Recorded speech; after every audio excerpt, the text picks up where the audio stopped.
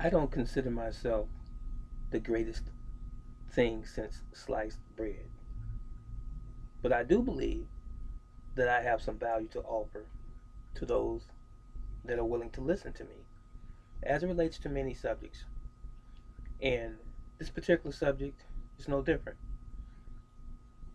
What I have found to be truly amazing over the years, and I mean many years, is the constant denial of people to accept that which is really obvious, that really requires only common sense.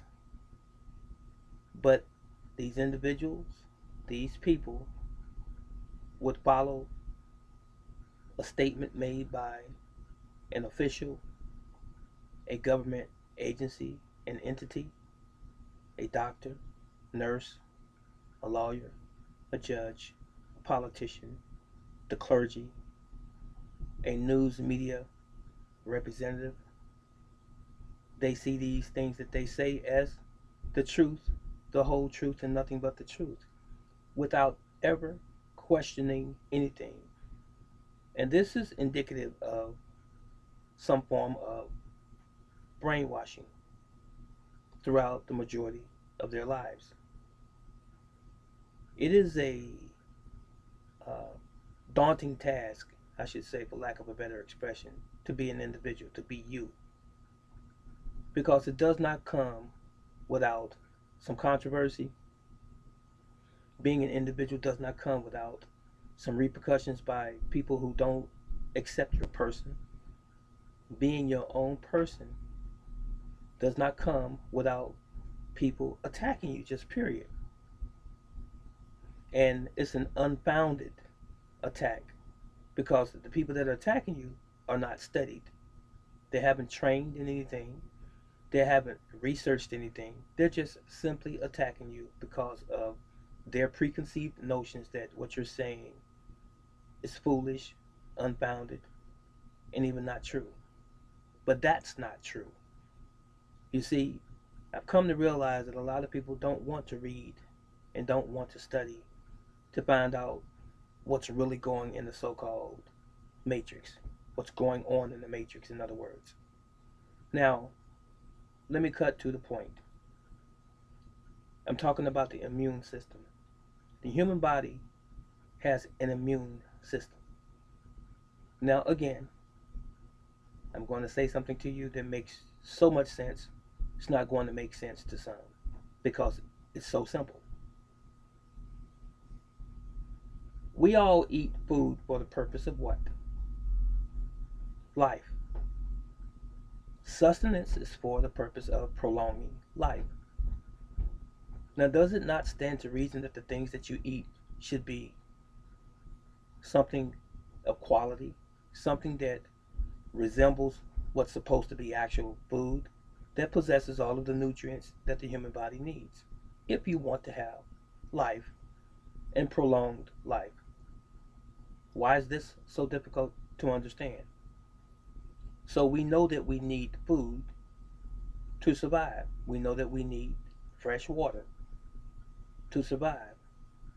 Doesn't it matter to you what's in your food? Doesn't it matter to you what's in your water? Doesn't it matter to you what's in the air that you breathe as it relates to your quality of health? It should, right? Now, most of us should also know that we have a built in immune system. Immune system. So, that immune system is located largely in our gut. Over 80% of our immune system is in our gut, our intestinal tract. True. What goes through your gut? The food you eat. So, doesn't it stand to reason that the things that you consume through your mouth should be givers of life? The food that you consume should be something that's going to nourish this old human body, right? because it has to pass through the gut. Makes sense. Now, when you put the wrong things in your body, when you put the wrong things in your body, how does your body respond? You see, we don't have allergic reactions, and we don't have pain, and we don't have disruptions internally when we consume those things that are natural to us. Should I say it again? Maybe a different way. If we are organic, that means natural. That means unfiltered, unadulterated, not chemically made, not artificially made. If we are, doesn't it stand to reason that the things that you put in your body should be the same? Because your body can identify those things.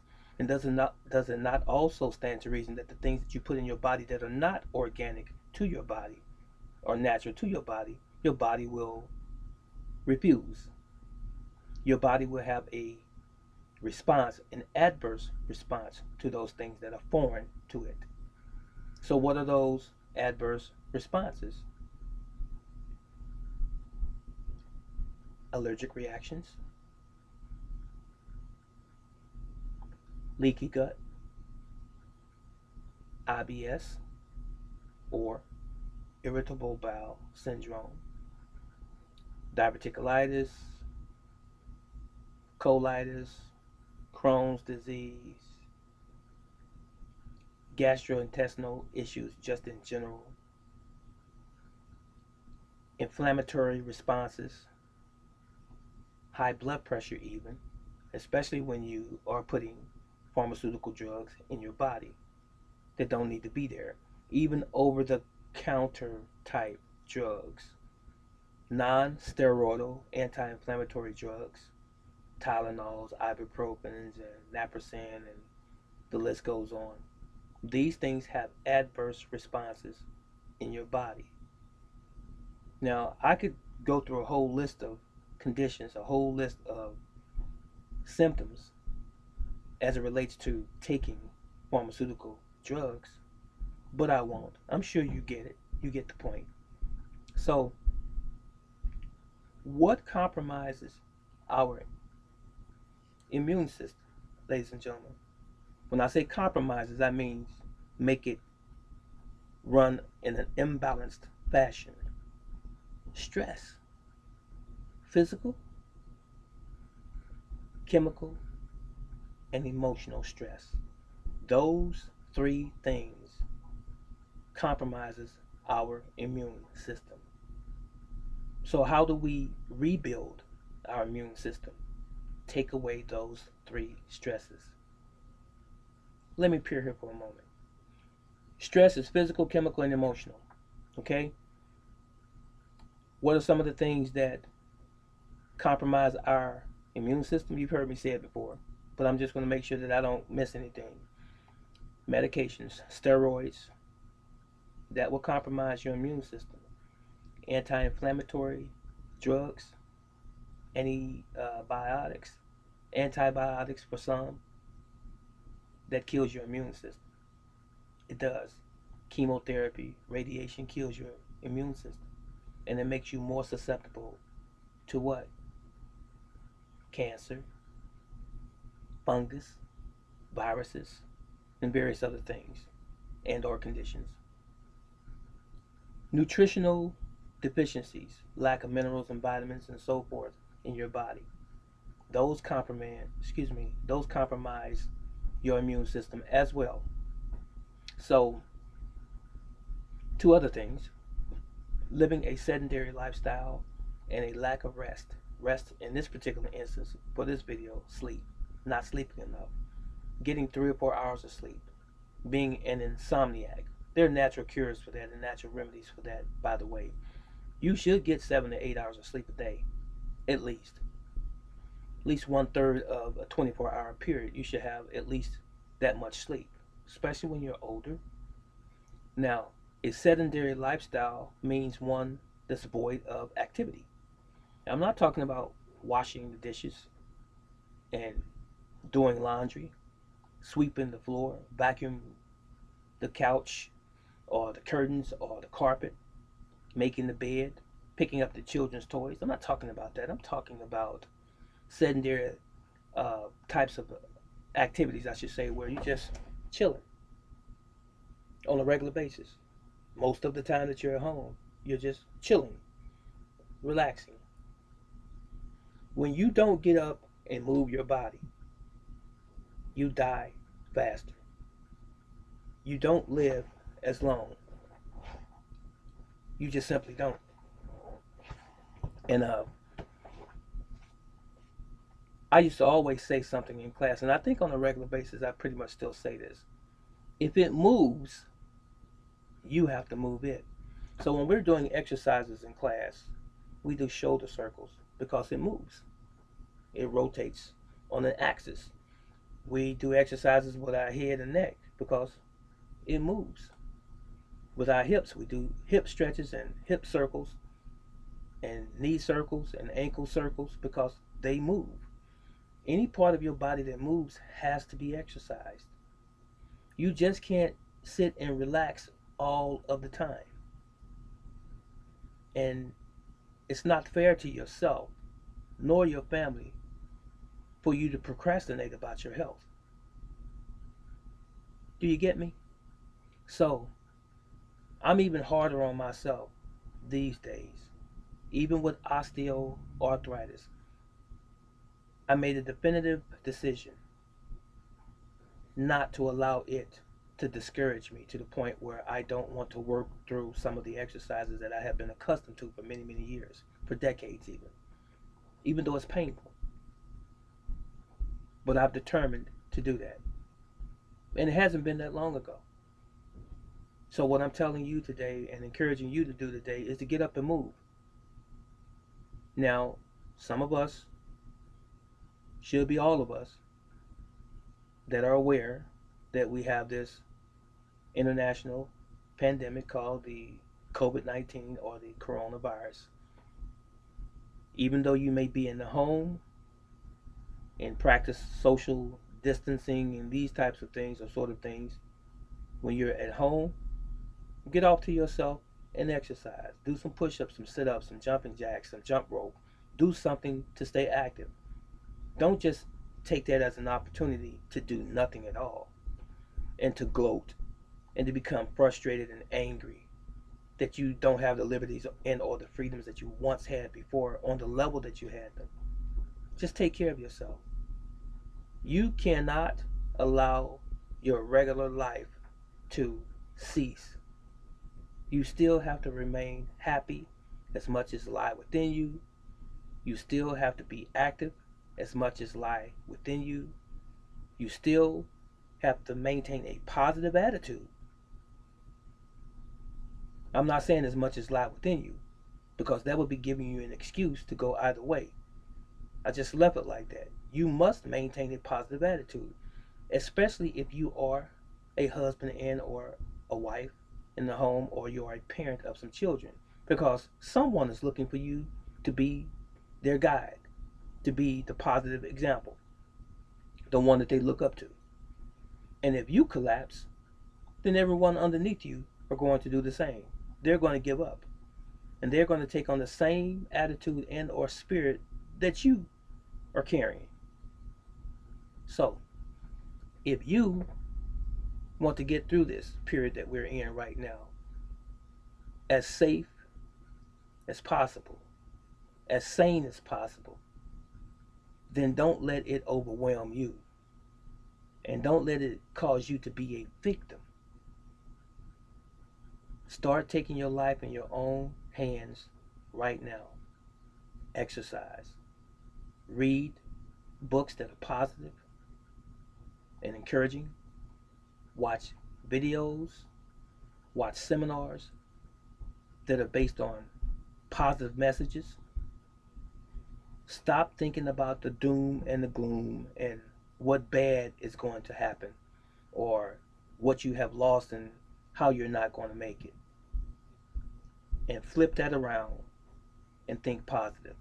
You can if you really want to. And if you can't do it, it really shows you who you have really been all along. It just took this particular circumstance to bring it out. So, again, if you want to strengthen your immune system, you need to get up and get moving physically. You need to eat wholesome, organic foods. You need to think positive, and you need to take out of your life any artificial, synthetic, pharmaceutical type drugs that you don't need. Now, with that being said, comprehend this, understand this. I am not telling you to go against your doctor's orders. I'm not discouraging you from taking any medications that you may have been on for quite a while. Of course, I want you to consult with your physician. But what I also want you to do, or suggest that you do, is question everything. Ask him or her, are there side effects? And if so, what are the side effects to taking these particular drugs? Can I do without them? Can I reduce the amount that I'm taking? Is there an alternative to this? Give me some options, doctor, because I want to be around here as long as I possibly can. Why do I need these chemicals in my body? Be straightforward with me. What can I do? I haven't had this condition all my life. So what did I do to cause it to be? And once your doctor gives you an answer, if they're honest with you, look them dead in the eyes and say, be honest with me. Once they give you an answer, and hopefully they will give you the correct answer, then that's your opportunity to move forward and do the right thing. You see, it's easy to take a pill with a drink of water, but it's difficult for some people to get up and start exercising and to start buying the appropriate foods to sustain their life for the rest of their lives. Pills are easy. To discipline oneself, to take care of oneself, is not the easiest thing. This is Brother Teacher. Let me know what you think of this video, and let me know also, are you trying to strengthen your immune system? And if you are also doing something that's going to be detrimental to your immune system. You see, God, the Creator, Yahweh, gave us an immune system for a reason. But for some reason or another, and I think you really know what the reason is, the powers that be in the medical industry doesn't believe that the human body will heal itself. But it will, and it can.